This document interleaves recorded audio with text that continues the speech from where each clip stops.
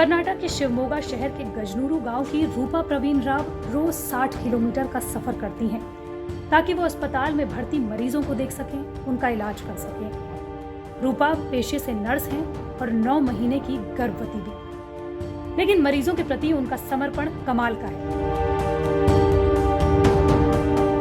कर्नाटक के मुख्यमंत्री बीएस येदियुरप्पा रूपा प्रवीण राव की कर्तव्य निष्ठा के कायल हो गए हैं।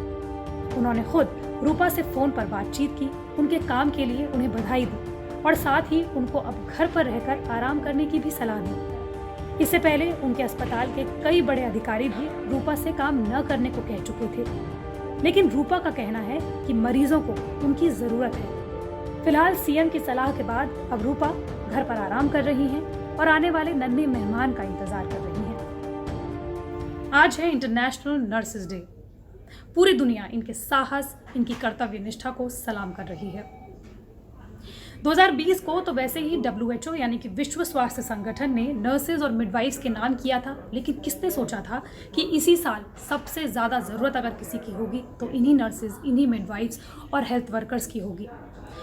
अमेरिका में एंटी क्वारंटीन प्रोटेस्ट के खिलाफ डटकर लड़ना हो या फिर ब्रिटेन के प्रधानमंत्री बोरिस जॉनसन की आईसीयू में दिन रात सेवा करनी हो, पूरी दुनिया ने देखा कि ये नर्सेज फ्रंट लाइन पर मौजूद हैं। 12 मई को नर्स दिवस इसके संस्थापक फ्लोरेंस नाइटिंगेल के जन्मदिन के रूप में मनाया जाता है। दरअसल फ्लोरेंस नाइटिंगेल को मॉडर्न नर्सिंग की फाउंडर के तौर पर देखा जाता है। नाइटिंगेल ने क्रीमिया के युद्ध के दौरान कई महिलाओं को नर्स की ट्रेनिंग दी थी और कई सैनिकों का इलाज भी किया था। उन्होंने नर्सिंग को एक पेशा बनाया, जिसकी वजह से विक्टोरियन संस्कृति की वह आइकन बनी। इंटरनेशनल काउंसिल ऑफ नर्स यानी कि ICN 1965 से अंतर्राष्ट्रीय नर्स दिवस मनाता आ रहा है।